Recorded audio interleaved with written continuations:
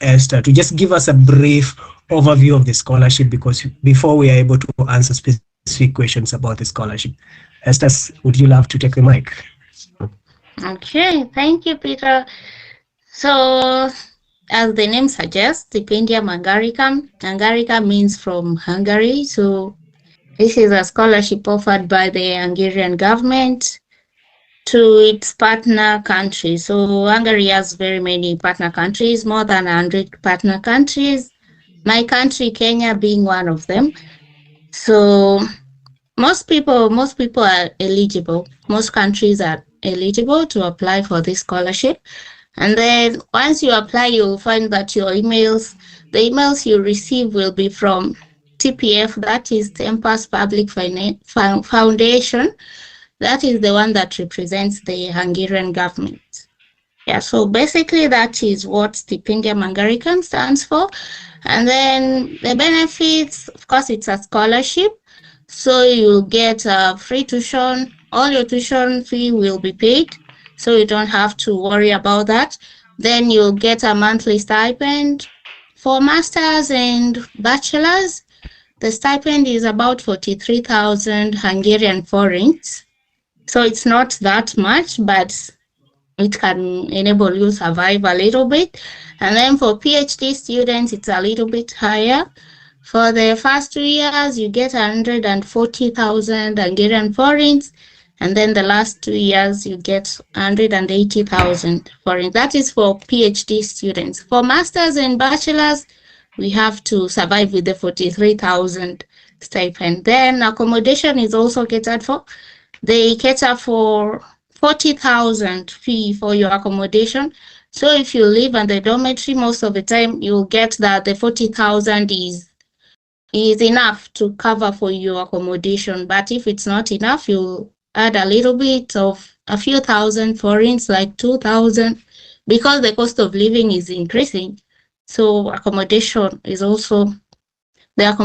fee is also increasing. Like for our case, we have to add around 2,000 forints.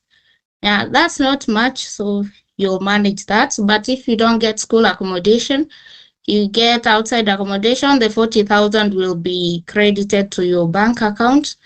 Then you can add your other money to cater for your house rent. And also the other benefits, your medical insurance will be covered. So you receive a Thai card that will enable you to receive medical care in any public hospital. And then the school also has a private insurance that will also cater for your medical needs. And then next, eligible study levels. It covers all the 3 study levels, that is bachelor's, master's, and PhD. So if you're done with your high school and you want to pursue your bachelor's abroad, so this is a great opportunity. You can apply that. And then for masters, if you already finished your bachelor's in your country and you want to start your master's abroad, that's still a good opportunity. Also for PhD, you also have an opportunity to apply for that. So the Stipendium Hungaricum is in partnership with several universities in Hungary, around 36, 37 universities. So from Budapest, we have Godolo, various towns in Hungary. So you won't miss an opportunity. You won't miss a program to apply for the stipendium. And then the programs, they range from, you can get engineering, medicine, business, public policy, IT. There are many programs depending on what you want and if you're master's students, I can strongly encourage you to apply a master's that is related to whatever you did in your undergraduate. Because if you start applying for something that is, for example, you did maybe business in your undergraduate and then you want to do maybe IT in your master's, it can be tricky for some universities.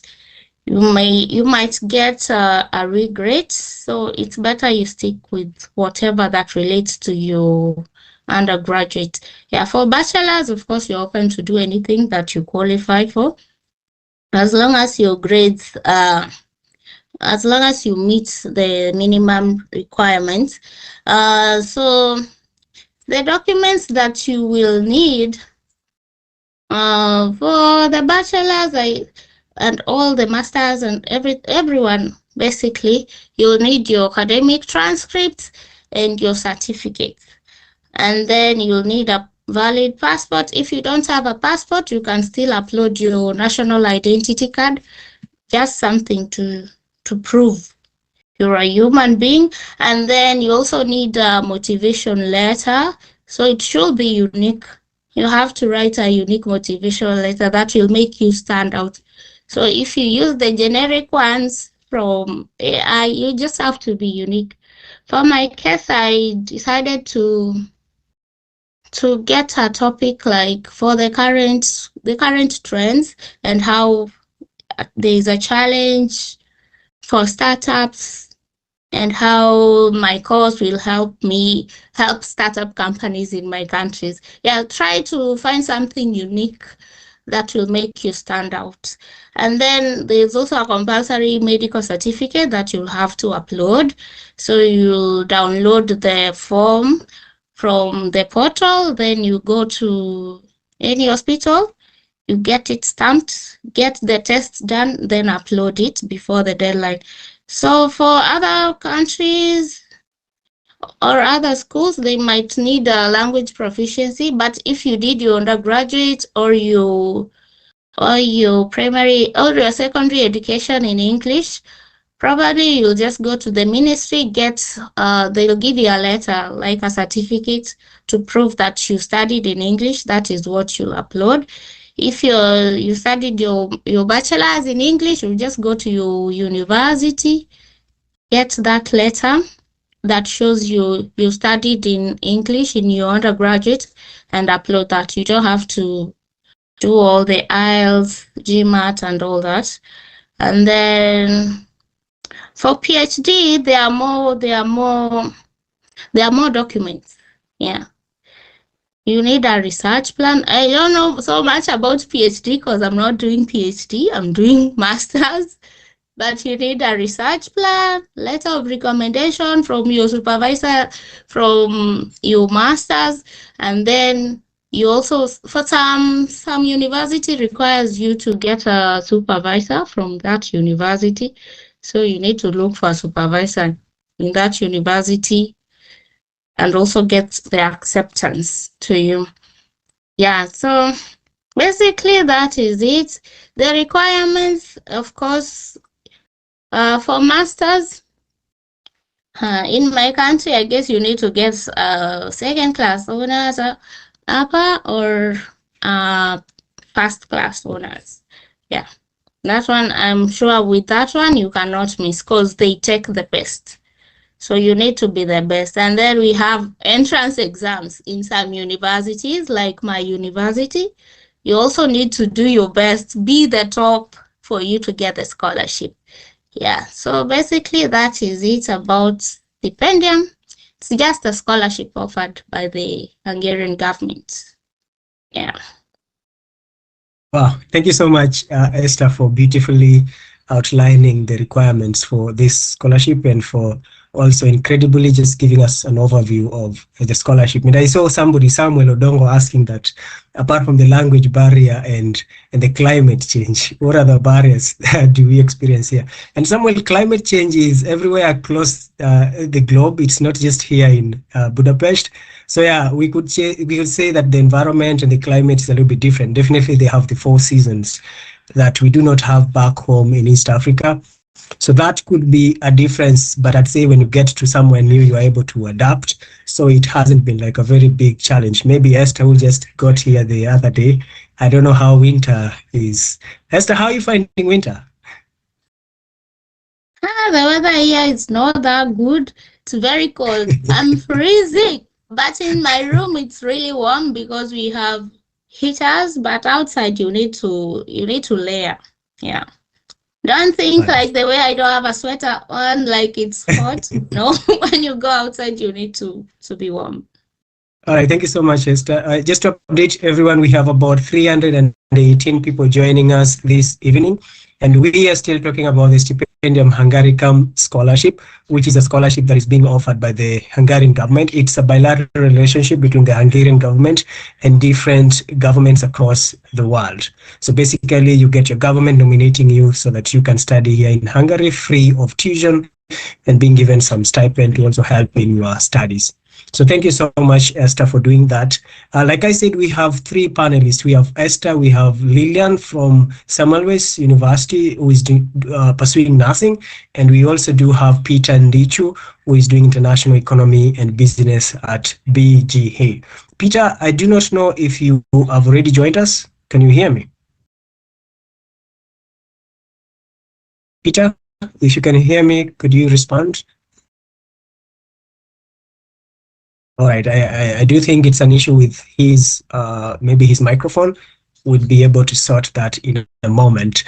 But right now, I'd love Lillian, who is now in her second year at Samuel Lewis. She's doing a bachelor's course, and I do know that we also have people here who want to come and do bachelor's, and they're wondering how do they get in? What are the requirements for bachelor's student, and how did you, Lillian, make it here? And I do know that Lillian, you are also in a university back at home in Kenya doing a bachelor's, then you decided to shift here, and maybe you could just give us those dynamics and how that has been for you. Lillian. Hi everyone. Good evening. So, my name is Lillian, as I said before, and I study Bachelor of Science in Nursing and Patient Care. So, I'm going to talk about what I'm doing because I'm doing a bachelor's, and I was studying in Kenya before at Catholic University of East Africa. I was still studying nursing, and then, like, when I got the scholarship, I shifted. So, yeah, so I'm going to talk about the bachelor's side because I don't know anything about master's or PhD. So for the bachelor's, when you're doing your application, I would really advise you to be authentic. Just be yourself. Don't use the cliche words like, okay, my name is, I mean, they will definitely know your name by the time they're finishing, like by the time they finish reading your motivational letter. So when we start, I'm going to start with the documents that you're supposed to upload, and then how you can write your motivational letter, and then how life is here in Hungary. So yeah, so applications have already started right now. I know everyone here is aware about it. And so what I'm going to say is some of the documents, if you want to do your bachelor's here, some of the documents that you are supposed to upload. So for me, I created a checklist when I was doing my application. So you need to upload, you need to know the meaning of a sending partner. You have to fill in the form for a sending partner. Like Kenya is the sending partner. So if you don't fill your form for sending partner, you won't be able, you will finish the application online, yes, submit it. But if you don't fill application for sending partner, then you have done nothing. Then you also need proof of foreign language proficiency. For my university, I had to upload language proficiency letter. So what I did was I went to the Ministry of Education, I think first floor or something like that. When you get there, the receptionist is going to direct you. So when you reach there, you have to write a letter of request. You write a letter of request and you have to put the addresses of the universities you're going to apply to. I chose University of Debrecen was my second choice, and Semmelweis University was my first choice. So the Ministry of Education wrote for me a letter addressing University of Debrecen and Semmelweis University about what I'm going to, about my language proficiency. So that is for the language proficiency. You need your high school certificate, your primary school certificates. This includes the KCPE certificate and the KCSE certificate, your transcripts and living certificates. So for the living certificates and all the documents, they need to be certified. They can be certified by a lawyer, or I certified mine at the Ministry of Education. I certified all my documents there. also in the same floor where you get your language proficiency letter, that is where they will certify your documents. So you have to print their rule, like you'll be given a paper showing what you're supposed to do. They cannot certify your original document, they only certify a photocopy of it. So you have to go with your birth certificate, your living certificate for primary school and secondary school, your KCSE certificate and your KCP certificate. They're going to certify them. They will stamp them and then the PS is going to sign them. That is with the school documents. For the medical certificate, I saw someone saying that they got lost. So this is what happens. Until the time you're selected, you're not supposed to upload a medical certificate. I think April 15th is the deadline for uploading medical certificates if you are selected. Yeah, so that is about the documents that you're supposed to upload. And someone asked, do you need a passport? So when I was doing my application, after I finished my application, took my application for sending partner and printed the whole stipendium application from the portal, I took it to the Ministry of Education, the Higher Education Ministry. It's in Huduma Center. So when you reach there, they will take all your documents and pile them up somewhere. And then after that, you're going to be called if you're shortlisted and go for an interview. So when you go to the interview, they will ask you for all your documents and you have to give them, and they'll ask for your national ID. So if you don't have a national ID, make sure you have a passport, because if you don't have a passport or a national ID, then they're not going to consider you for the scholarship when you go for the interview at the Ministry of Education. Also, I didn't have my passport. I got my passport just after doing my interviews in my universities around May that time. That is when I got my passport. So that is for the documents. Then we go for the motivational letter. In a motivational letter, try to be authentic. Authenticity speaks for you. Don't be so cliche and start like, my name is. Like, you can use disclosure words about the course that you want to do. You can use quotes that you believe in, or you can even start in your language. You can start in Kiswahili. So, like, just be authentic. Say your story. The admissions office is not interested in like your name or anything. They want to hear your story. Why do you want this course?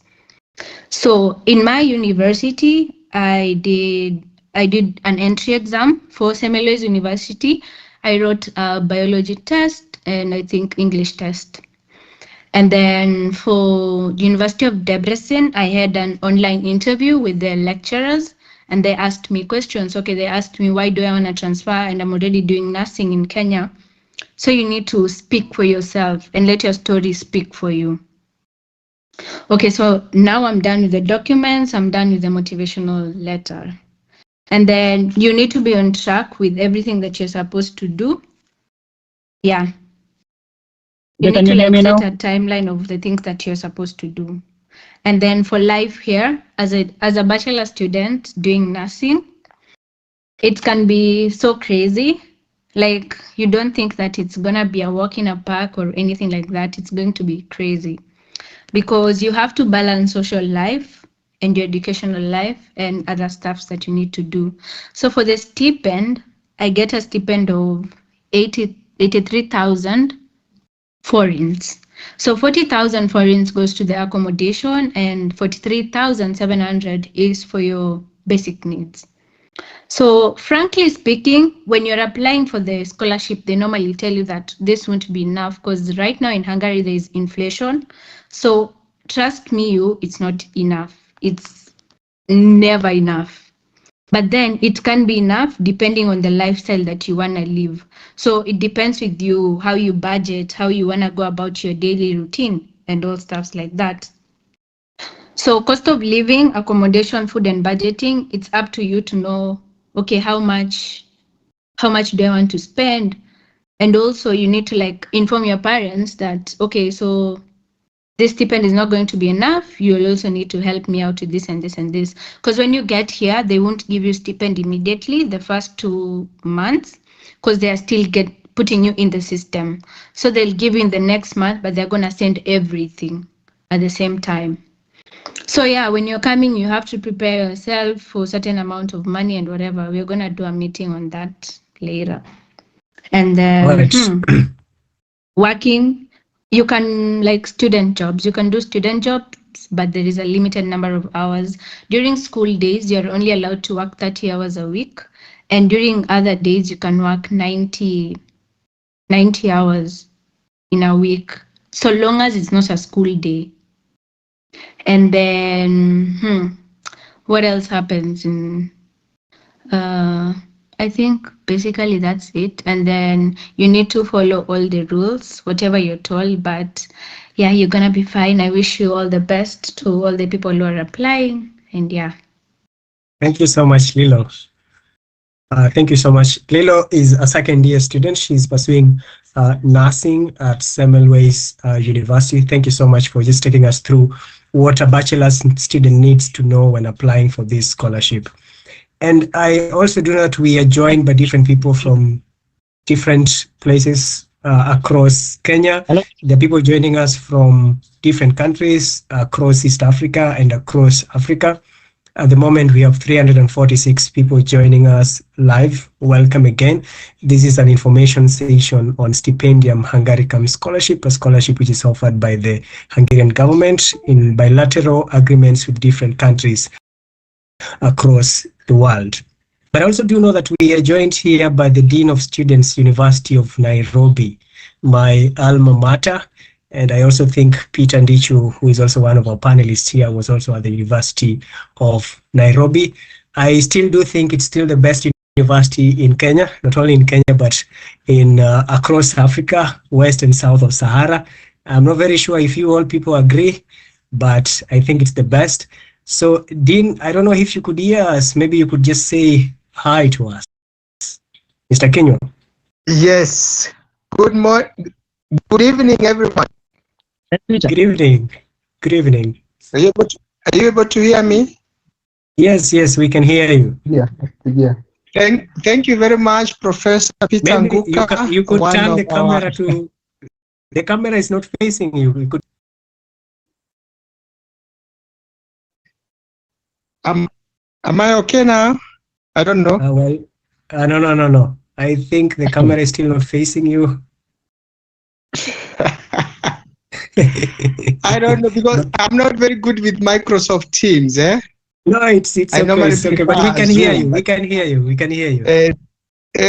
Thank you very much, Professor Peter Nguka, our guinea pig in Hungary, doing a good job, pursuing his master's in economics. I'm so grateful for you organizing this webinar for our students who are inquiring how do I get to Hungary after I have completed my undergraduate program, or how do I move for my PhD program? So I've been receiving all those questions from our students, and when I saw this poster, I actually circulated to all the students so that they can benefit from this particular webinar instead of them coming to us, how do I apply? And because the wearer of the shoe is the one who knows where it pains, you'll be better placed to advise the students on how best to apply for this particular scholarship program offered by the Hungary government in partnership with the governments like the government of Kenya. So Peter, I'm so grateful. Mine is to say hello to everyone and wish them all who are applying all the best in their pursuit for higher education so that we can go around and come and build your great country, Kenya. Asante sana, and may God bless you all. Thank you so much, Dean. We are so happy that you could set aside your busy schedule so that you could join us this evening. And thank you so much for the work that you continue to do at the University of Nairobi. All right, so we will continue. You hear me now? Yes, Peter, we can hear you, but we cannot see you. Maybe you could just turn your camera on. All right, fine. I was actually having some challenge in my gadget, so I had to shift to the other one. Oh, sorry for that. We can hear you well. We cannot just see you, but we can hear you. Thank you so much. My name is Peter Ndichu. I'm a master's student at Budapest University of Economics and Business. I'm really glad to be part of this meeting, and I hope going to have informative session to at least help people to be able to have a successful application for the coming Stipendium Hungaricum scholarship. Lilo and Esther have been able to cover most of the areas that they are so much critical, and I believe I was supposed to help us to be able to understand some of the most critical areas that we need to focus on when making this application. So, do you mind if I proceed, or Yes. Feel free to proceed from there, Peter. I'll just maybe try to fill in the whole loopholes that maybe they were not really covered. As Esther mentioned, the first thing that you need to do for everyone who is interested to make this application is for you to check the eligibility. You need to first confirm that your program is offered by given a particular university. Because sometimes, from my own experience, there's so much emotional roller coaster with these applications. From the point you start creating the account until you are confirmed by the Stipendium Hungaricum. And once you miss the first stage, you're out. And therefore, the most critical part that you need to focus on so much is when you're creating the account and you're putting in the personal details, those details are the ones that will be used by the sending institution that's now Kenya, and the same details that will be used by the Stipendium Hungaricum when they are sending their correspondences later on in the future. And therefore, for you not to miss out on having sufficient chances, you need to check the eligibility. Different schools have different requirements for various programs. They are the bare minimums that you're supposed to meet first. So the first thing that you really need to check is you need to compare different universities with different programs. For example, myself, I'm doing international economics and business. Peter Nguka is doing the similar course, but they are offered in different universities. So first, you need to understand what really can work for me. Do I have sufficient capacity in terms of the qualification? Are my documents in order? Are they really certified? Are they in line with the requirement of this program? That should be the first step. Once you confirm that, then you go to various different programs that are normally offered by the given university. Check whether they are really aligned with what you did for bachelor's. For example, if you intend to do masters, really be very, very keen to confirm that whatever you did for bachelor's really corresponds to what you intend to do for your master's. When it comes to the motivation letter, it's one critical document that is really used by the government officials when you go to take your interview.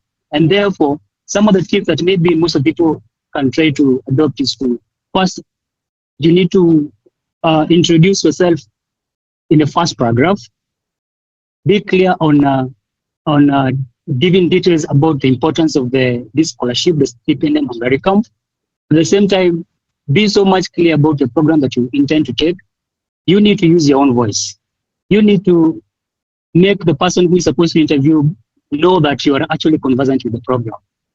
You need to speak about where you came from. Just be authentic. Talk about where you came from, what you did in university, what are some of the things that you've been able to achieve after you've done the university. You can talk about the internship, you can talk about the short courses that you have been able to take. After that, you can explain why Hungary. Why do you intend to come to Hungary? Speak about such stuff. At the same time, you need to talk about some of the things that are so much exciting about your university. And for myself, what I did is that I for example, in my school BGE, I went to their website, found my course, identified a given unit. I was so much familiar with it. And I wrote about the exciting things that I know about the lecturer. What are some of those things that you normally advocate for? Can they really work for me? Talk about such stuff. It's about you being authentic. You just being real with yourself. Let this person know that whatever you're talking about is the correct thing.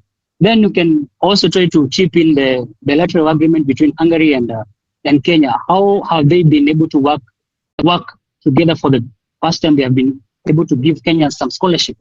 And how, from the course that you intend to do, what are some of these that you can try to come up with to ensure that this change that's going to affect your country, rather it's the changes in terms of enhancement that is going to help your country at the same time, help Hungary at the same time. Talk about how you will be able to meet international students and from other countries. Talk about the interests that are the good things that are around the Central Europe. What are the companies that are around there? What knowledge do you intend to take from those companies back to your country? How do you intend to help your community?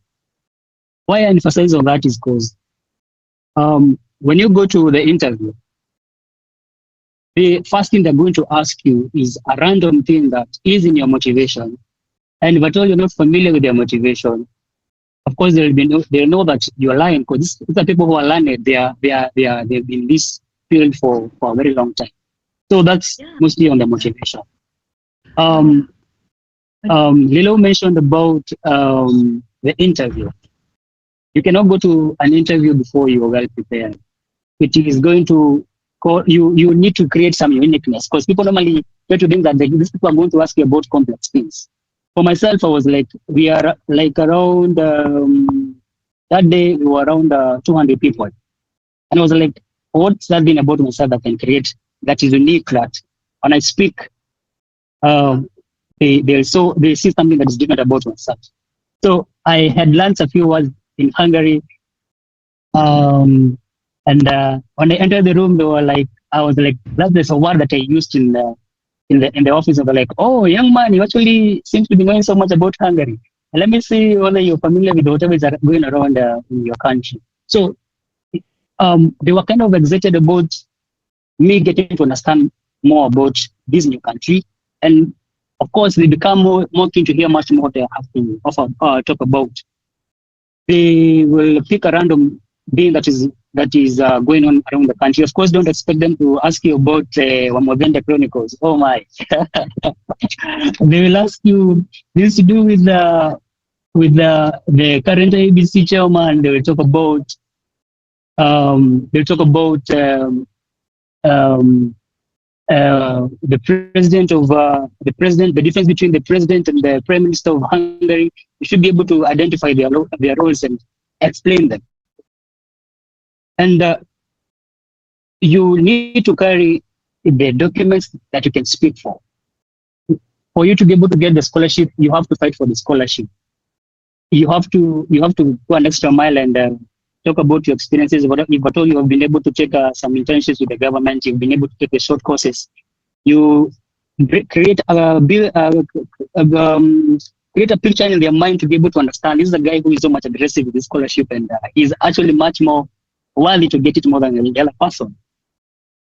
You should avoid to have when people are making this application. Of course, after we're done with this meeting, people are going to come up with their WhatsApp groups, and everyone will have their own maze and make misconception about this thing that there is some sort of, you have to know who for you to get.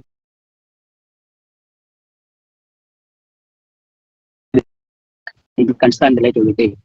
If at all you're authentic, if at all your documents are in order, if at all you're able to express yourself well, if at all you're able to speak for your motivation letter, if at all you're able to articulate the new things about Hungary, you'll be good to go. Now, back to the creation of the account. Once you create the account, there are areas that you need to fill in and you need to be so much keen on. There are areas that you need to leave out. For example, the section where they request you to fill in the Neptune code, you should not fill anything there.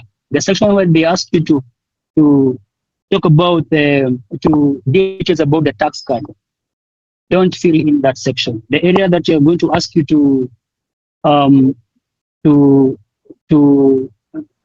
we have talked about the tax card, we talked about the Neptune code. The area they're going to ask you to give them the tie card, don't fill in that section. Those are some of the documents that you'll be able to receive once you arrive in Hungary. Then another critical part that you need to focus on is when you write your phone number. Remember, this is the phone number that the government is going to use to call you if at all they're going to but all they're going to be shortlisted, but all the contract is not really correct, you should need to expect you to receive any information from the government. At the same time, the email address that you will use in this application, it will be the same email that will be used all through until you arrive in Hungary. Therefore, be keen on avoiding any unnecessary grammatical error or something. When it comes to the documentation, as I mentioned that you need to ensure that your documents are well in order. And one of the things that can make you be knocked out of this process is when you upload documents that are blurry, meaning that they are not legible, they are in the wrong format, and the way they have been named is not in the correct manner. And and of course, you find yourself you are uploading a document in the wrong section. Ensure that your KCSE certificate, or rather your diploma, not diploma, I'm talking about your undergraduate certificate in the right section, not in the medical section or not in the transcript section. Those are the kind of the small things that maybe you can downplay, but they play a very big role in these initial stages when the government is trying to do the shortlisting. So ensure the documents are clear and they are in the right format. The other thing is for the section where they request you to put your mother's name, ensure that you put the maiden name. It's a name that your mom had before she got married. That name should not be your dad's name. It should be your mom's father or mother. The reason why I emphasize on that is because when you arrive in Hungary, the systems are so much integrated, and it can bring you challenges when you are around for you to be able to get the tax card, for you to be able to get the tie card and the address card. The name of your mother is a common name that you expect to be used around. So ensure that you put the correct name and in the right arrangement. Once you've done that, remember that saving a document does not mean submitting a document. Once you save the documents on the Stipendium Hungaricum website, on those sections, ensure that you also submit the application. That's another thing that you need to be so keen about. The other thing will be about the motivation letter. A motivation letter is one document that really helps very many people in terms of getting advantage in terms of selection. The government gives you two options for you to apply for two universities and in two different programs, and therefore it's a good chance for you to capitalize on that. Meaning that for the first, you're given two preferences. You should also ensure that when you are arranging the universities in the order of preference, put the first one as the one you like most. May it be number one. Second should be number two. Second thing, of course, that is going to increase your chances of getting considered for this application. Second thing, when you're drafting the motivation letter, the first motivation letter for the first preference should be uploaded in its own section. And the second motivation letter should be uploaded on the other section where you have the other document section. That thing is to ensure that those two motivation letters are not similar. The narration in terms of the experiences, what you like most, the details about the university, they should not be similar. They should be so much distinct. Since when the government is trying to do the shortlisting, if at all you miss out on the first university, you still have some chances for you to be considered to the next university. So after that, I will need maybe to clarify on the. Peter, you are good? Can I proceed? Yeah, you could just conclude now. Okay. We just need to ensure that most of the documents that are required for this application, they are ready. For those guys who are doing their PhD, there are documents that you're supposed to submit by March. For those people who are doing their masters, there are documents that you need to submit by March. That should be the medical certificate. But also, as you go for the interview, if at all your ID is not available and your passport is not available, try to work on them right now. Just be a full package on it. Going to take that interview. Otherwise, you're done. Yeah. Right. Thank you, Peter. All right. Thank you so much, Peter. So Peter has talked about a myriad of information ranging from the application process, writing the motivation letter, going for the interview of the sending partner and all that. And I know some of you are asking, what is this sending partner? How do we get this sending partner? Peter, I don't know if you could just shortly talk about the sending partner. All right. The sending partner is the government of Kenya under the Ministry of Higher Education. This is a board that has been designated to facilitate these international scholarships. Of course, they are under the bilateral agreement with the other countries. So the Ministry of Education under the Department of Higher Education. That's now the sending partner. Yeah. All right, thank you so much. So yeah, the sending partner is very important because that is the interviewing body that you'd have to go through. And I would just shortly take us through what the website of the Stipendium Hungaricum looks like, so that you can realize that we are not just talking about Java, but we are talking about something that does really exist. So I would just take us through shortly. So Peter, could you just confirm that my screen is visible? Yeah, that's correct. It's okay. Thank you. So this is how the website of the Stipendium Hungaricum scholarship looks like. Everyone can access this. Just write Stipendium on your Google, then you can find this. So when you just browse through the website, it has all the entire information that you need. It has home, about, the partners, and here's where you will find maybe Kenya. It has like the study finder. It has applied. This is the most important button for you as a student. And when you click on it, there's a call for application for the BA, for MA, call for doctoral school, and you can come down here. It has what we call the application timeline. And here, as you know, that this application will end by 15th of January 2026 at 2 p.m. You see, the sending partner might have like different application deadlines. So you need to check with the Ministry of Education website and see up to what date are they receiving the applications. Because after you do fill your documents here on this website, you'll also need to print it, then send these documents to the Ministry of Education. The last time I checked, it was Teleposta Towers, I think 26th or 27th floor. So you need to take your documents there, and it is them that they will call you for the interview. So that is the deadline for 15th of January. On 28th of February, this is now when all the sending partners have done their interviews and they have sent a shortlisted number. So for example, the government of Kenya do send about 200 people to Hungary yearly. So at this time, they may send, after their interviews, they might send maybe 300 people, because there are some people who might not pass the admission process. So they will send maybe 300 people by 28th of February. So by this 28th of February, you guys would get like a notification about if you passed the technical check and if you might have passed the nomination process. Then after 15th of March here, this is a deadline for the doctoral school to get the statement of the supervisor. Then 15th of March again, you need to submit recommendation letter for self-financed students. And we have a self-financed student here who would also tell us something about this later.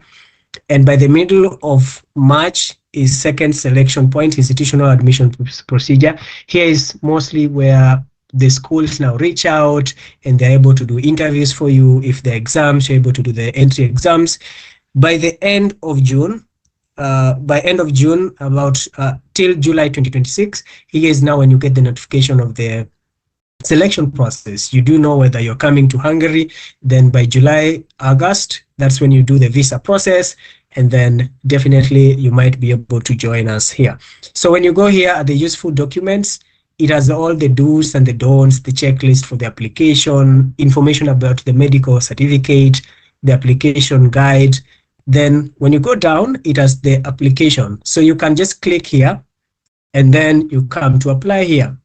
So assuming that you know the university that you want to come to, and maybe you want to study economics, and you just write, for example, my course is international economy and business. So that's the course that I wanna apply to.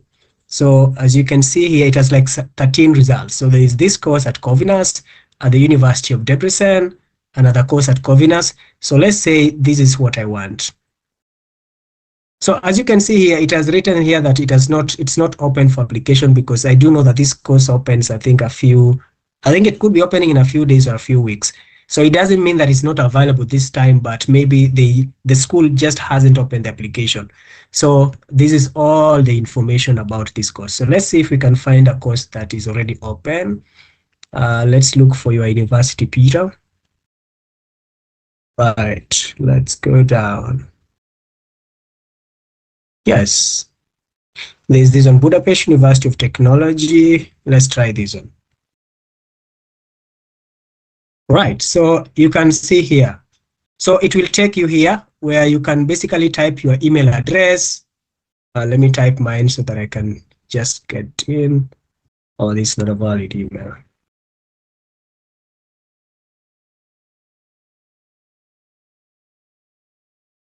So it will need me to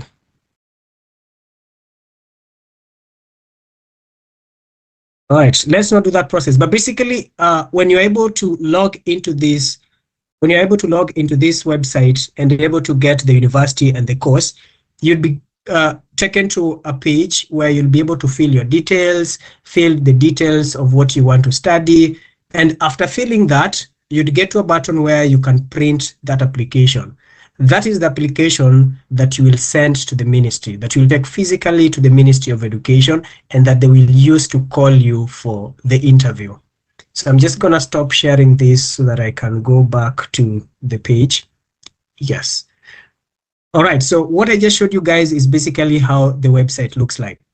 There is nobody who is gatekeeping this. Everyone has the opportunity to access this website and to start the application process. So when the Ministry of Education has now received all the applications, they do basically a quick shortlisting, and there are people who they can call for the interview, because last time I checked, maybe let's say 1,500 people apply for this scholarship, and then let's say they call maybe 600 or 700, and when they call that, they need to shortlist it to about 300 people, and they call you for this this interview process. And that is where I want some of us to just basically reflect on how that interview process looks like. Assuming that I've been called to study international economy and business master's program, what are some of the questions that these people are going to ask me? Because let me tell you, you are not going to find maybe the Minister of Finance in that office asking you about finance questions.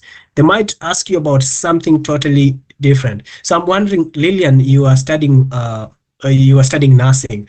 When you got into the interview room, what are some of the questions that the ministry officials did ask you about? Lillian, if you can hear me. Hi, I can hear you. So I was studying nursing, as I said before, in Catholic University of East Africa. So when I got there, they asked me like, okay, why do you want to go and study nursing, and yet you're already studying nursing in Catholic University of East Africa?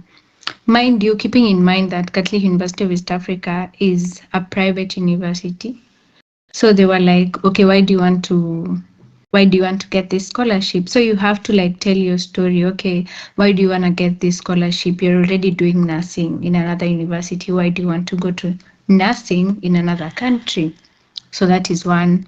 They also asked me about the government systems there, and then it was like, okay, it's a free forum. Tell us what you know about Hungary. So to be honest, sometimes you just go there and walk in with your God, because I don't know, but yeah, because they will ask you why do you want to change universities? Even if you're in a public university, okay, why do you want to stop studying Bachelor of Mechanical Engineering in Technical University of Kenya? Why do you want to stop studying that course? Especially if you're changing your course. Yeah, and because they will ask you why do you want to university? They will ask you why. Like, okay, isn't the education in took enough? Like, why do you want to go to another course? Why do you want to change courses? So you need to give solid answers which speak to you, because these are people who are learned, they are so smart because they are the heads of higher education in Kenya, which deals with universities. So they basically know, like, they will listen to you and tell if you're saying something that makes sense or something that doesn't make sense. So, like, when I say you have to be authentic, then you have to speak for yourself. Because when they see your application, they will say, okay, you are studying in choir, you are studying nursing, so why do you want to shift? I was also asked the same question during my university interview with the University of Debrecen. They asked me, why do you want to come and study nursing here and you're already studying nursing in Kenya? So yeah, you need to like talk for yourself. Yep. All right, thank you so much, Lillian. And basically, those are some of the questions that we'll be able to handle later if most of you are able to pass the process and get to the point where you're going to an interview. Feel free to be able to reach out to us and we can handle that more deeply. At this moment, we do have a gentleman here called Mekis. So Mekis did apply for agriculture. I think it's a bachelor's course in agriculture. Back at the University of Nairobi, he was doing a course in journalism. So I was actually wondering why he chose to apply for agriculture. I think basically journalism wasn't listed by the Ministry of Education in Kenya among the courses that were supported that year. So he chose to come and study agriculture. But then when he got here, he was at the University of Debrecen. He left Debrecen and he changed to Mate in Godolo.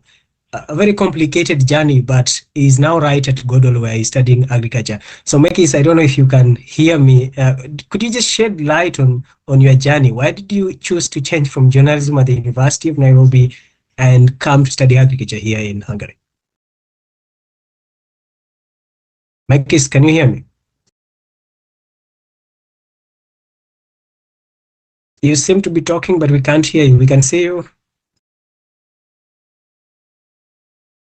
Yeah, right. We can hear you now. Yeah.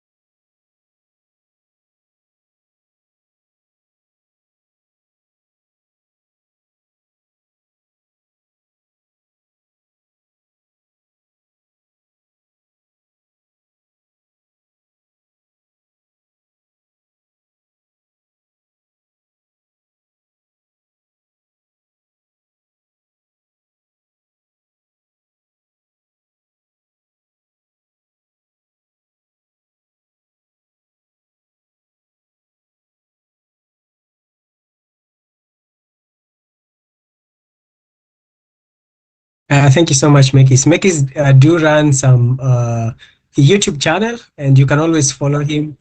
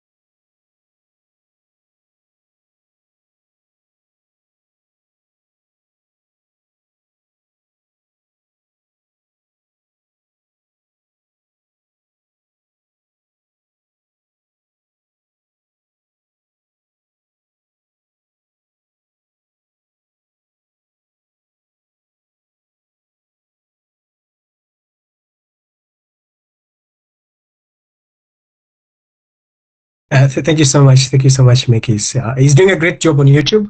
I do follow him. He also do videos about how living here looks like, how the dorms looks like. He's done one here at my dorm, so please feel free to check him out on YouTube. We also do have Jocelyn, who is a self-financed student here in Hungary. I think she did apply for the scholarship. She wasn't very successful, but she still chose to pursue it on a self-financed program. I don't know, Jocelyn, if you could hear us and just briefly share with us your journey. How was it, and is it worth it to come here on a self-financed program if somebody is able to apply for the scholarship and just somehow the scholarship doesn't come through? Jocelyn, can you hear us? Hi, Peter. I hope you can hear me. Yeah, we can't just see you yet. Okay. Can you see me now? Not yet, but we can hear you. You could just continue speaking as you. Yeah, now Hi. we can see you. We can see you. So as Peter said, I applied for the scholarship but wasn't really successful and opted for the self-funded route. And so far, so good. I can see it is worth it. The quality of education is really good. Currently pursuing my Master of Science Economic Analysis at Corvinus. And Peter, what was the other question? Basically, how was the journey? Because I know you started with the scholarship, but then did the university reach out to you and tell you that you could still apply on a self-finance program? How was that? How was it switching? So after the scholarship results were out, a week later, you receive a notification on your Dream Apply portal whether you want to continue your application as a self-funded or not. So I selected self-funded, and after that, we were basically communicating with the school. They tell you you first have to pay. Now the problem is when you move from self-funded, from scholarship to self-funded, especially at Corvinus, you need to pay for your application fee, which is around 75 euros. But for a university like ELTE, you don't need to pay for your application fee. Another thing is when you move from Stipendium Hungaricum applicant to self-funded, you're given a discount on your school fees for the first year. So for ELTE, you're given a 50% discount, but for Corvinus, you're given a 30% discount. Yes, and so far so good. Yeah. All right. Thank you so much. Justin. So Justin does economic analysis here at Covenants. I tell her more often that I don't think I would survive in that course. Very quantitative. So as you do apply for your courses, be very careful. Some of them you must be able to know. For example, when you're coming to do economics, there is of course international economy and business. There is behavioral economics. There is economic analysis, and know your strength. Know what you can do better. If you're not very good in quantitative analysis, then please do not go for that course. But of course, I'm not discouraging you to go for that. So we just go to the question and answer session, because I do know that you guys have a lot of questions that you want to ask. So just before I am able to handle the questions that are on the Q&A section, I would love to know if there is anyone who is able to just unmute the microphone. So you can just raise your hand. I can see it. Then I'd be able to unmute your microphone and you could ask a question. Yeah, we have Diwon Kiarie is the first person to raise their hand. Diwon, you could just go ahead.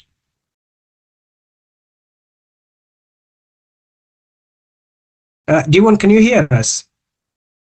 Hello. Can you hear me? Hi. Yeah, we can hear you. If you want to turn your video on, that will be fine. But if you're not okay with that, it's also fine. You go ahead, though. Okay, let me not turn it on. It's okay. It's okay. It's fine. Yeah, I really appreciate the session. I guess you connected with your LinkedIn. I was really looking forward to this session. Well, I feel I'm in a disadvantaged position because I'm actually finishing my degree come May, and I'll be graduating December. But based on how I've been listening, I guess I just have to wait for the next phase of people. But I don't know if it's possible. I don't know. Will it be possible? When do you get your degree certificate? Maybe December, once you're done with graduating. Then I think that should be possible, because you can still upload that, I think, up to around, I think, May or April next year. So I think it should be possible. You can still apply. But I can still apply because I'm actually finishing May.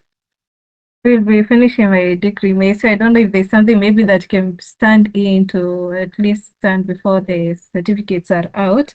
But I'm looking forward to that, looking forward to connecting, wishing everyone all the best. And yeah, maybe we shall catch up there, Europe, by God's grace. Right. Thank you. Thank you so much. Yeah, you can still do apply. You can actually upload your most recent transcripts. Then when your certificates are out, then you can upload them then. Let's have Samuel, then we can have the other people. Then at this time, I think we're going to pick a couple of questions, then we can take another round. Samuel, please go ahead. Hi, Peter. Hi, everyone. Hi. This is Samuel. Yeah, I had a related question on the period of graduation and the period we are supposed to upload to send those documents. Like I'm supposed to graduate next month, and maybe the certificate will be issued early February or late January. So I'm asking. Can I upload the completion letter or the transcript? All right, thank you so much for that, Samuel. Let's have Abija. We collect a couple of questions, then we can answer them together. Abija? Okay, good evening, everyone. My question is, what is the maximum number of complete university applications that one can submit to the ministry in regard to this particular scholarship? Thank you so much, Abija. Let's have Wilson.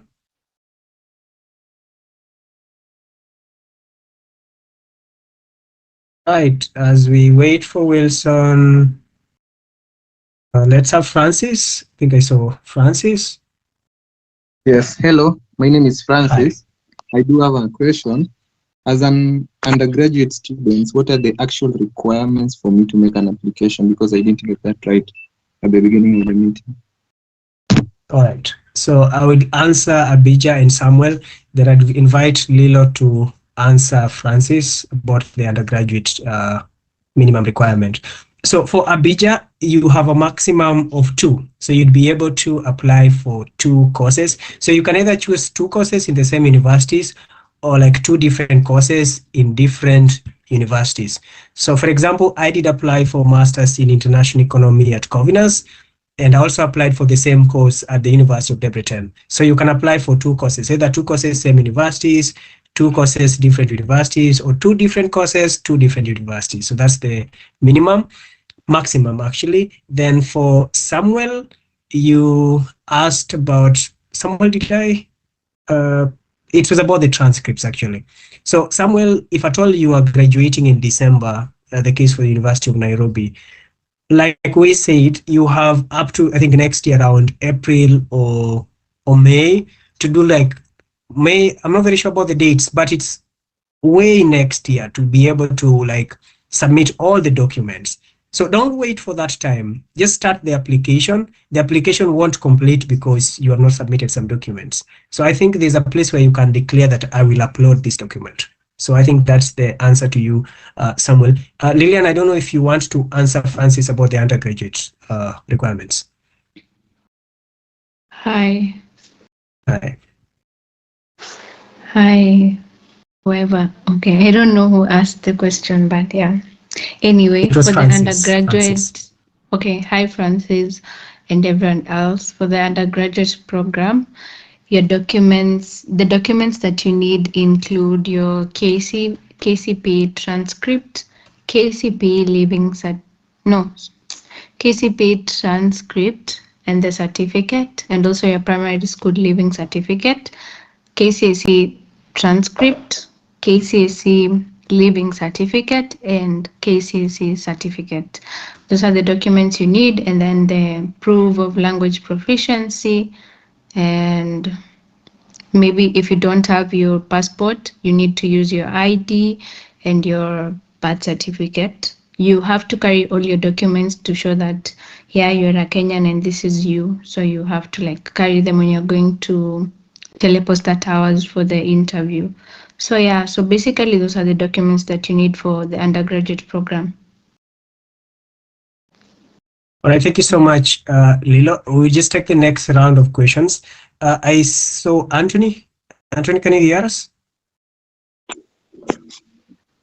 Yes, I can hear you. Okay. Thank you. Thank you for this session. I had a question concerning the motivation letter.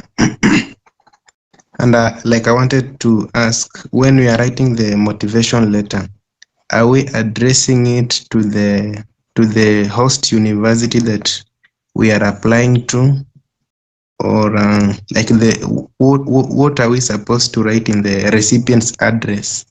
Where specifically are we addressing it? Okay, thank you so much, Anthony. Peter Ndichu, you could take note of that, so you could answer that later. And also, Anthony, you done? Okay, one more question.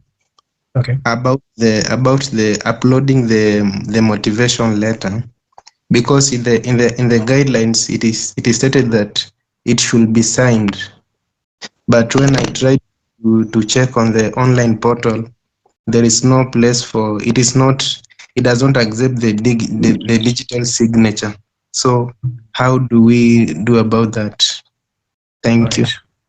All right, thank you so much, Anthony. So Peter would answer you later. We had David. David, can you hear us? David? Hello, everybody. Hi, how are you? Hi, good evening. You can hear me, yeah? Yeah, sure. Yeah, nice to meet you. I'm from Ethiopia, actually. Well, we have many Ethiopians here. Yeah, so the question that I have is just I'm already done with my bachelor degree and I'm applying for master's, actually. So what I want to know is just, do we have a special thing that we need to focus on applying master's degree, especially? That's the major question that I have. Okay. Thank you guys for sharing the information that you already shared to us. That's been valuable for us. So that's the question that I have. Thank you guys. Thank you so much. We have a lot of Ethiopians here and we cannot wait to see you. Felix, do you want to go next? Felix Wafula. Okay, thank you and good evening to everyone. First and foremost, I want to really appreciate the team for your nice presentation. Actually, I just bumped into this. I should appreciate the Dean University of Nairobi. Just saw my email and then 1 hour to the meeting, but I've quite learned a lot. My concern, you have really done very nice presentation, but I wanted more information on the PhD. I don't know, I could have suggested that you maybe create a WhatsApp group and also get someone who applied for a PhD and got it also to guide us. I'm through with my master's and I'm really looking forward to get a PhD there. Thank you so much. All right, thank you so much, Felix, for that question. Yeah, I think we're in the process of creating a WhatsApp group where you all can be in the WhatsApp group if you want to, and you can ask questions there. We put the link in the chat box, then you can join on that. Nasra, do you still have your hand up, Nasra? Okay, as we wait for Nasra, do we have Musa? Hello, Peter. Hi, Nasra, how are you? I'm fine, thank you. So my question would be directed to Lillian because she said she had started her nursing degree here in Kenya. Does that mean that when she got the scholarship, she had to start afresh as a first year, or she could continue from where she left off? Thank you so much. Lillian would answer you later on that. Thank you so much for the question. I also have a second question. Okay. She also said that she had, like, as a contribution to her stipend, around 83,000 HUF. How much could she give us, like, a rough estimate of what is required for us to add? Because in the website it clearly says that the amount of money the government of Hungary provides is not enough. Could you guys, like, give us a rough estimate of what you guys had to add? Thank you so much. Yeah, Lillian would be a good person to do that since she's on her second year here, so she has a good experience for that. So Lillian, I do hope that you have captured that. Let's have Kennedy, then we'd answer this round and we take another round. Kennedy? Good evening, Peter. Good evening. I also want to appreciate you guys for the good job you're doing, the whole of Team Kenya up there. So my question would be about the standard scholarship application form, which should be downloaded from the ministry's website. I've tried to look for it, but I can't seem to find it. So if you guys have a way of maybe a link, you could send it. And also, I'll just stress about the WhatsApp group. Maybe it's a good initiative so that we can communicate and also help review the motivation letters. Thank you. Thank you so much, Kennedy. So he's asking about the standard application form downloaded from the Ministry of Education. So at this moment, I just want to bring Peter and Lillian, who most of the questions have been directed to. Then they would give us quick answers. Then we take maybe another round and see where that gets us. So Peter, can you hear me? Yeah, I can hear you, Peter. Hi. Maybe you could just answer a few. So the first question was concerning the motivation letter. So motivation letter in this case is in this context more or less of academic letters, just a normal letter. And therefore, what you just need to include is the address, the university's address, and it's actually supposed to be addressed to the university committee, not the Stipendium Hungaricum board. It's the university who are going to review the letter. Therefore, you should just include the university's address. And concerning now the signature, you can include your signature just there below. Once you're done with your name, just include your signature, and that is it. So I think that's all. Pardon? Sorry, I lost you at some point. Oh, you didn't hear me. I was saying that for the motivation letter, it's just a normal letter. And therefore, it should be addressed to the university committee. So university who are going to evaluate your documents. But for the Stipendium Hungaricum, they only receive whatever the school has presented to them. So ensure the address that you input in that letter should be the university, the prospective university that you intend to apply to. And for the signature, which you can just put, there's no section for the signature, just put your signature, the electronic signature just below the letter, and that's all. All right. Thank you so much, Peter. And Lillian, before Lillian comes, Peter, I just wanted you to comment about if somebody is like applying for 2 courses in maybe 2 different universities, how do you handle their application letter? Come again? You say what? Assuming that I'm applying for 2 courses in 2 different universities, how then would I write the application letter, the motivation letter rather? The motivation letter now, there's an option for you to do one motivation letter, which is not really recommended because it lowers your chances of you being considered for this application, and therefore you should consider doing 2 motivation letters based on their priorities. They should be so much distinct, and they are not generic, meaning that whatever you include in one should not appear to in the other motivational letter. And at the same time, ensure that the first motivation letter for the first university preference should be uploaded on the section where we have the motivation letter, and the second one as a priority should be uploaded where we have the other documents section. And then you put some narration there that I have uploaded the second. This is the motivational letter for the second option, university. And also you need to also I need to be clear that the preference that you put when you're making the initial application cannot be changed. Meaning that if you need to go to the University of Miscos as a first priority, don't make a mistake of putting it as the second priority. So that's all. All right, thank you so much, Peter, for that elaborate explanation. And Lillian, if you can hear me, maybe you could just comment about, I think there was a question on living standards, so you could comment on that. And there was also a question about the decision you made about shifting. So would you want to do that now, Lillian? Yeah, sure. Okay. Hi. So my decision when I decided to shift universities and come here, I had to start again because like I had already finished 1 year in Kwea, so I was going to like my second year.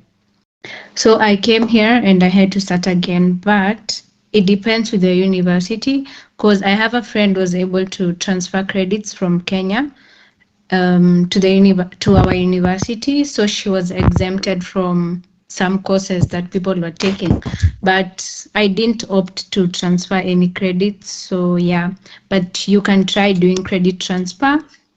If they accept, well and good, but you'll still be in your first year. The difference will be you have been exempted from some subjects. Also about the living conditions, that the stipend is not enough. Yeah, the stipend is not enough because you get 83,700 forints. If you're living in the school's accommodation, they will take 40,000 forints for your accommodation, and they will only send you 43,700 forints as your stipend, like what you're gonna use for your personal stuff and stuff like that. So that is not enough because there is crazy inflation here. So things are expensive. I'm not gonna lie to you. But when I came, I carried money. So it depends. To be honest, it depends with where you come from. But I think 50,000 Kenyan shillings is equivalent to like maybe 100 and something thousand forints. So 50,000 is enough for it to take you the first months while you try and settle in here when you arrive here. So basically every month I have to chip in some money because the 43,700 forints is not enough. But then, disclaimer, it depends on the lifestyle you want to lead. If you want to be like this posh person who wants blah, blah, blah, then you will need more money. But then if you just want to stick with your 43,000, that will be enough for you. So it depends with your lifestyle, but trust me, 43,000 forints is not enough. You can finish 40,000 forints in one day. Just buying food, groceries, 20,000 forints is done. You have to buy tickets for the public transport. You have to pay for bills, data. So basically, it's not enough. So you need to chip in and add money. So yeah, you need to inform your parents and wherever sources you get money from that you will need extra money. So when you're coming, maybe 50,000 Kenyan shillings will be enough. But then for me, when I came, I had money in my Kenyan card. And then I also carried $200 cash and 200 euros cash. Yeah, so yeah, when I got here, I exchanged it into forints and blah, blah, blah. And then also I had money in my Kenyan bank. So yeah, it depends with your life and how you want to lead a life and also your budgeting skills. Yeah. But then I would advise you to learn how to budget as early as now. Immediately you see that, okay, I'm going to go to Hungary. I've gotten the scholarship and I wish everyone the best. I hope all of you are going to join us here soon, next year. So if you get the scholarship, make sure you learn how to budget, and some things are wants, some things are needs. So you have to like lean more on the needs than the wants. Yeah. So basically that's it. I hope I've answered your question. All right, thank you so much, Lillian, for that. I think nothing more to add on that. And Mekis is just going to share. Okay, somebody speaking? Yes. Oh, Okay, just go ahead. Continue. I'm the one that asked the question about the motivation letter, but I feel some maybe Peter Ndichu has to will add something on this. I had said that when I was trying to upload my motivation letter, there is a text box that appeared. So it is like you have to write the motivation letter in that text box. But again, the application guideline says that you have to submit or upload a motivation letter that is signed. And so you see, when you write it in that textbook, you cannot sign. So how do we go about it? If I can answer that question, you just need to, you're supposed to type your motivation letter inside that box.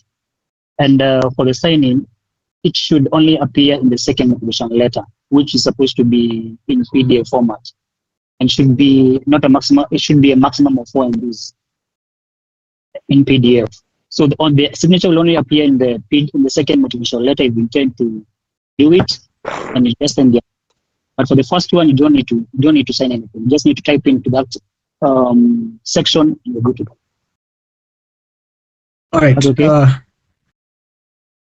Thank you so much, Ndichu, on that answer. So we're gonna form a WhatsApp group, and I have already added all the panelists on that WhatsApp group, including Jocelyn and Mekis.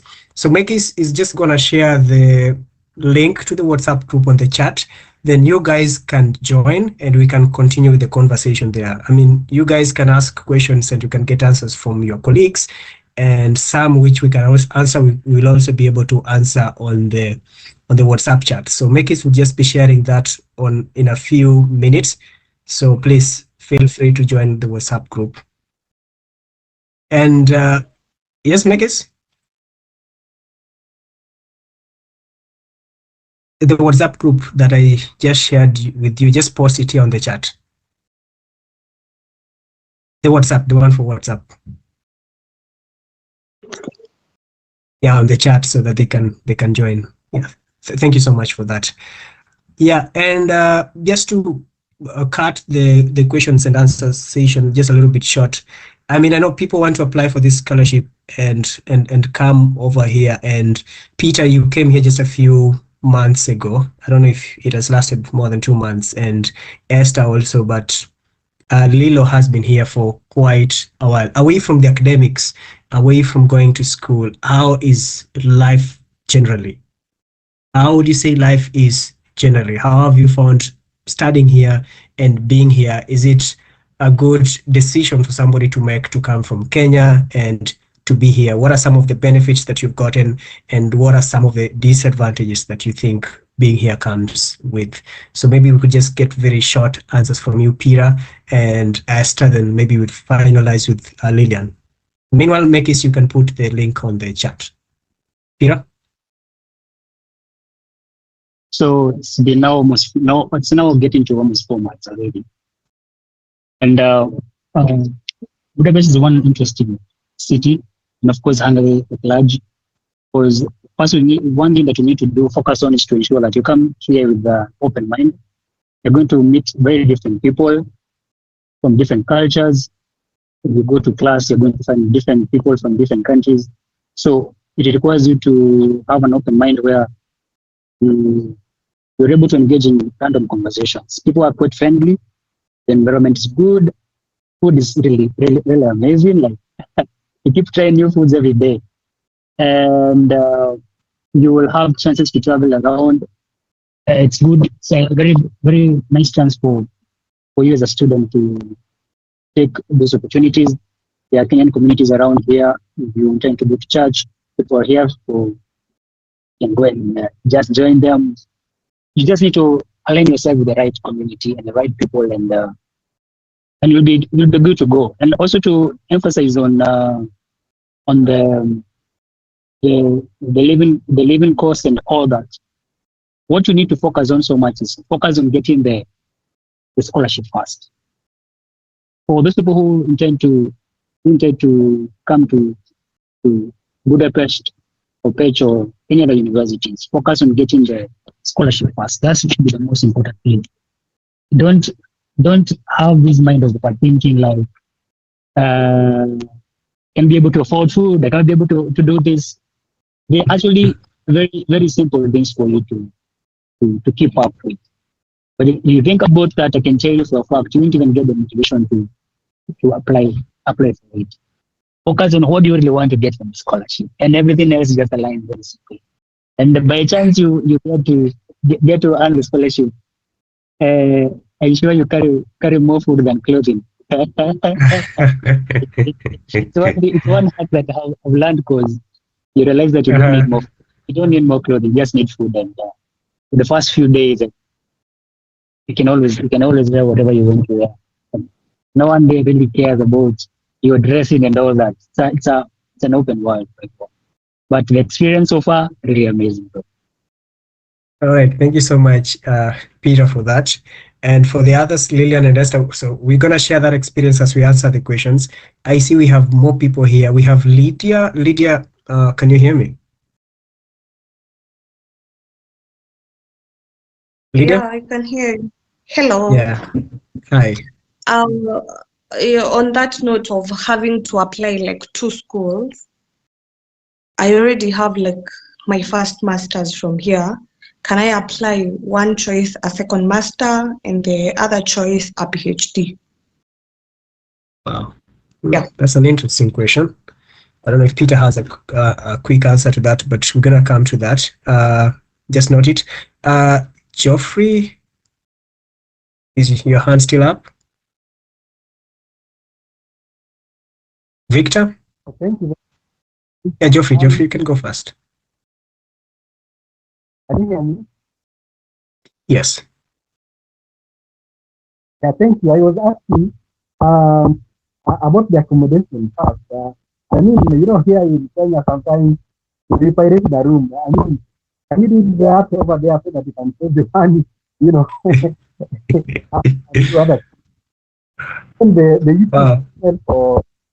for Maina. Can you kindly share the link? Thank you. All right, Geoffrey. Geoffrey, are you from UN? Yes, from Kiromo. I knew it. That issue about pirating, I knew it. It must be from UN. But I mean, these governments and these nations have. It's so hard for you to do piratation here, because I do know. I don't know how about the others about their dormitories, but I do know in my dormitory, if you're hosting somebody from another university or from outside, then you have to actually pay for that person to be there. So it's about 2,000 forints a night. So the pyration might not really work here, Geoffrey. It works in your end, might not work outside the borders of Kenya, but you definitely have other ways of sorting that accommodation issue. So let's have maybe 2 more questions, then we'd have another round of answers. Who is still up? Felista?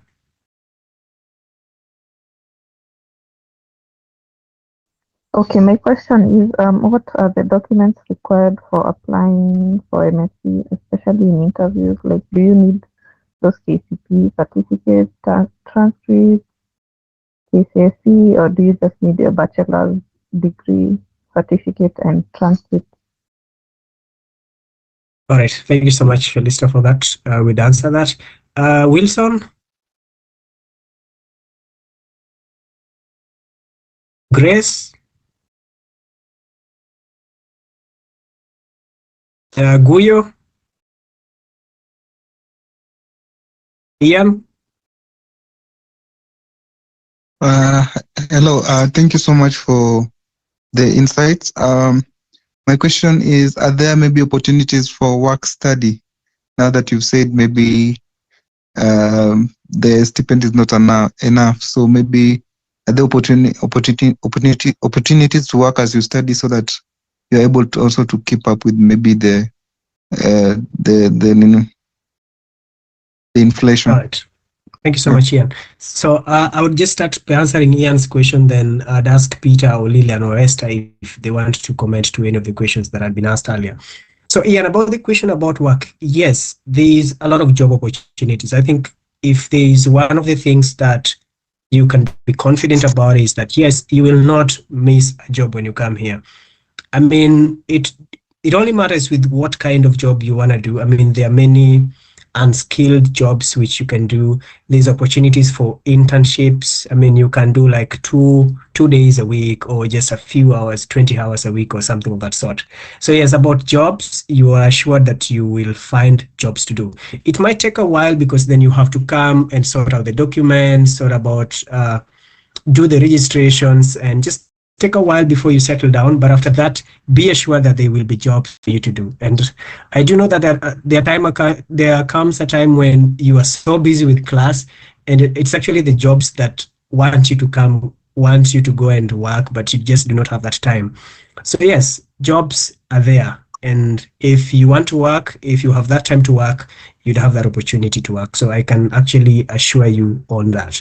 So Esther, Lillian, or Peter, if you captured any of the questions that you want to. Yes, somebody is talking. Yeah, yes, I'm talking. I was having issues with my audio. Okay. First of all, thank you so much for this presentation. It has been really insightful and you have been really resourceful. My question was, say I'm applying for the 2 scholarships and I'm sending my documents to MOE, my motivation letters. Will I attach both of them to my documents? Maybe you just shed a light on that. Right. I think Peter did give a reply on that. I think if he doesn't mind, we'll also comment on that again. So Peter, did you pick anything that you want to respond to? So the last question is asking whether you should send both motivation letters to the same university. Yeah, I know you commented on that. Maybe you could just repeat your answer. No, you shouldn't do that. You have a chance to apply to 2 separate universities, each with their own motivation letter. So you should be very particular. If you want to go to Corvinus, you're choosing 2 universities. One motivation should go to Corvinus, and another one should go to BG, but not sending both motivation letters to one university. It would happen like that. About jobs in Budapest, kazi ni mingi, wafanyakazi ndo hakuna, time ndo hakuna. there's no time to do that. So you just need to organize yourself.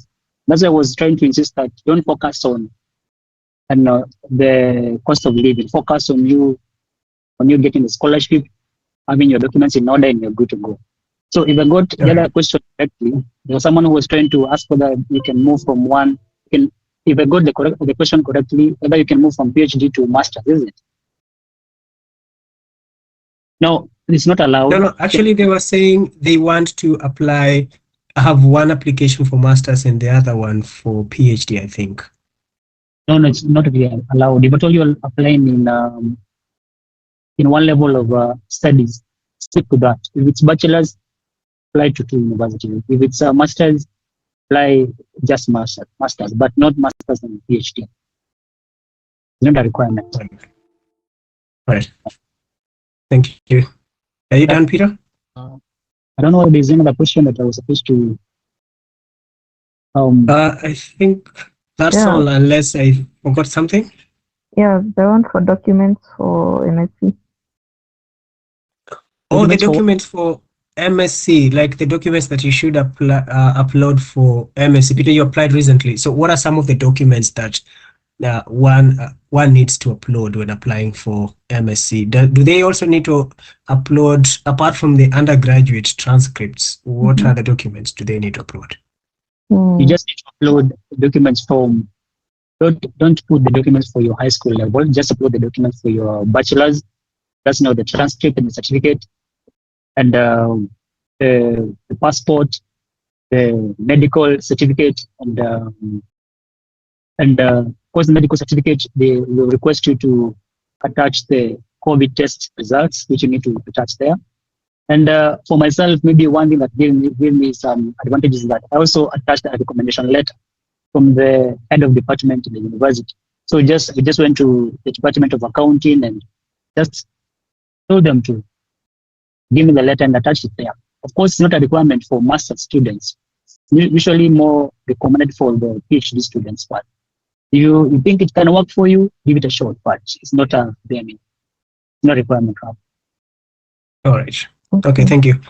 Thank you so much. I think we have 100. Yes, Felicitas, you still want to ask a question? Just clarifying, you didn't upload any KCSE or KCP documents, none of that? Yes, you just upload the bachelor's, or you'll only need your KCC certificate and transcript when you're going to certify your documents, because the government cannot certify documents that are scanty. You need to have them from primary school to university. But whatever you need to upload in the Stipendium Hungaricum website, you can start from bachelor's moving up. But if you still wish to upload for the primary school, not a requirement, but you can just do that. It's not a must. Thank you. And maybe I can emphasize on something before I forget. That once the documents have been uploaded, once you have submitted your documents, before the sending partner invites you for an interview, it's the Stipendium Hungaricum who receives your application, and they review on the completeness and the accuracy of these details, such that they also have the initial shortlisting, which is sent to the sending partner for them to do further shortlisting. Therefore, ensure that when you're uploading the documents, they are in the right sections, they are clear, and the personal details are in completeness, and you're good to go. Thank you so much, Peter, for that. Felicitas, I do hope that the answer is now satisfactory. So time has gone, we just have 9 minutes. So at this moment, just allow me to close the questions and answer session. Once again, we have the WhatsApp group. Feel free to join and do ask questions there whenever we have some time. We'll be able to respond. We have all the panelists in that group. You can just tag them or just mention their names, then they'll be able to respond to you. They can also share their LinkedIn platforms where you can also reach to them personally, and they'll be able to answer your questions. I know they have busy schedules. It's exam seasons here, but they'll find some time to answer your questions. So at this moment, just allow me to invite the panelists once again to have their closing remarks so that we can close the sessions. So I will start with you, Peter, because I can see you here. Then I would invite Esther, then Lillian. Yes, Peter, you can go ahead. You are muted, Peter. I'm saying I'll just take maybe two minutes to maybe wrap up this. I can just maybe have a quick walkthrough of the do's and the don'ts for this application. Then you'll be able to take out what is required. So the first tips to some of the tips that you maybe need to adopt for this is you need to the Hungary normally have very strict deadlines. So you need to have a personal checklist. Maybe you can create your own calendar to align with the deadlines. Then you research your programs, the study programs thoroughly, ensure that you fit to that. Then you need to start applying for this scholarship as early as now and ensure that your documents are consistent, such that whatever you will say in your later entry exams connected to what you actually tell the government officials. Now, some of the common reasons why people get rejected for this scholarship is number one, missing documents, then low quality upload of the documents, there is poor motivation letter, just bad, there's wrong study level, you are a PhD student but you're applying for master's student, as I mentioned earlier, then not meeting the university requirements, it's a problem. Then late submission of the document, then expecting to receive consideration, it's not really manageable. Then submitting documents that are falsified, they are not really legit. That's not you. It's a whole problem. And of course, having a weak entrance exam becomes a problem. There are courses that require you to do competition exams or even narrative exams. Avoid making errors. If at all you want to draft a motivational letter, ensure that your grammar is okay. Then to increase your chances of winning the scholarship, apply for 2 programs, submit early, upload high quality documents that are in PDF format, then prepare for the interview. Don't just enter there like you're not really prepared. And use a strong specific motivational letter areas and ensure that your documents are complete and they are certified. I will suggest that you may be consider certifying your documents through the government, not maybe the city lawyers or the university. Consider going to the government. It's really free. You only need to take 2 days. And I think that's all, Peter. Thank you so much. Thank you so much. Thank you so much, Peter. Wakesa and Penina, I'm seeing you're saying that your hands have been raised for the whole time. Please, it's just because of the time, but feel free to reach out to me or any of the panelists on WhatsApp. We will be able to answer your questions over there. But do understand that it's just because of the time limit. Let's have Esther. Esther, can you hear me? Yes, Peter. Okay. Yeah. Yeah, so all the best to all the people applying, and I hope to see you next year in Budapest or anywhere in Hungary. And then one final thing, if you get the scholarship, please ensure you finish your program or your degree within the set timeline because of the quotas. So if you don't finish in time, you hinder the other groups from getting an opportunity to get the scholarship. So for Kenya, it's 200 students, but this year we came around 130. I'm not sure about that because there are some people who haven't completed their programs yet, who haven't graduated. So ensure you graduate, you finish within time so that you can give the rest an opportunity to. Yeah. Thank you and all the best. Okay, thank you, Esther. You sounded like the government there, but it's so fine. All right. Do we have Lillian here? Hi. Yes, I'm here. Hi. Okay, hi guys. Thank you for joining our session today, and I hope it was informative. And also, I would like to kindly advise you that you should do your own research also, because sometimes you will ask us questions. As Peter said, everyone is busy, we are in the exam season, and then like you need to ask a question knowing that you have done your own research, because I believe that you cannot be spoon-fed everything. You'll be shown yes, but then you have to do it by yourself. So I would advise you to do more research, especially in the universities. I've seen a lot of people are asking which is the best university for computer science, which is the best university for medicine, or whatever course you want to do. Kindly do your research, because we are just here giving information that we know and the courses that we are taking. So I would advise you to do your own research.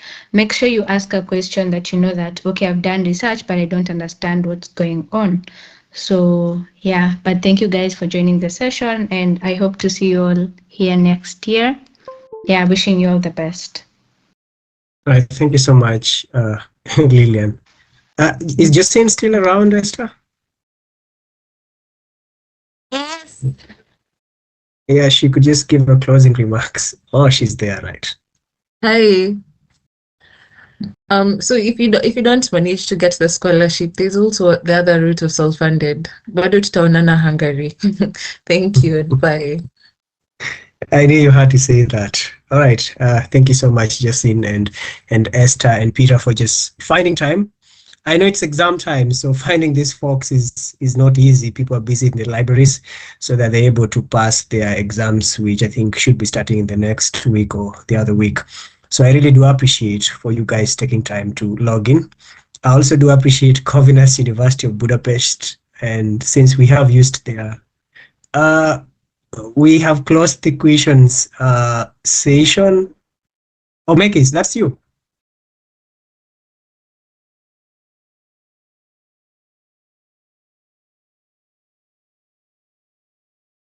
Maybe you could just put it again, because I've seen many people in the group, so I think it should be working. You can just put it again. Yeah, sure. All right, thanks, Mekis. Yeah. So I was saying many thanks for everyone for joining and for the panelists for taking their time to also help us here, and to Corvinus for giving us this platform to host this session in their platforms, and for sending everyone a reminder to join this session. I know it costs a lot, and we want to thank them for that opportunity. For everyone who is applying, we say that all the best in your applications. Just believe in yourself, put some work into it. Just like Linian said, when you're reaching out, please do reach out with something substantive. Don't just reach out and say, hey, help me go to Hungary. It might be a little bit hard to respond to that as much as we might be really wanting to be so kind. So please, like I said, they're doing exams. So if you reach out to them on a very broad question, they might not be able to answer. But if you say, hey, I'm trying to upload on this document, I'm having issues on it, it shows that you're actually doing something and you need help. But if you reach out and say, hey, I don't understand the procedure for this application, just take your time, go through the website, and if there's a specific question, then please feel free to reach out. Otherwise, I do not have much to say. Let us continue with conversations on LinkedIn, on the WhatsApp group, so that we are able to help each other. Otherwise, asanteni sana, and see you in Hungary next year in September. Bye-bye. Thank you, Peter. Bye-bye. Could you Thank you. share the link, the WhatsApp link? Thank you, Peter. Could you share the WhatsApp link? Mekis, just put the WhatsApp link again.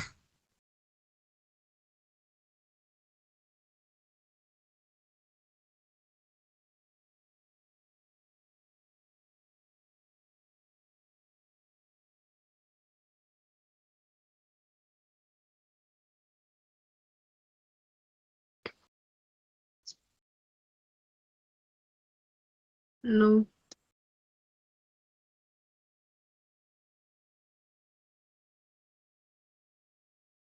In the chat, where is it shared?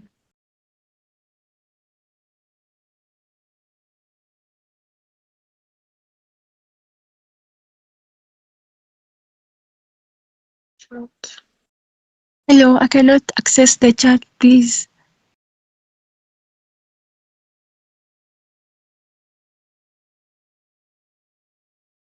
If you cannot access the chat, I just put my LinkedIn here. Please just do message me on LinkedIn. I will accept the request. Then we can talk there. Then I'll direct you to the WhatsApp. Or just search my name on LinkedIn. Then I'm sure you'd find me. Then let's talk there. Then I'll guide you. Could the link be shared in the Q&A section because the chat is so full? Maybe that's how we missed finding it.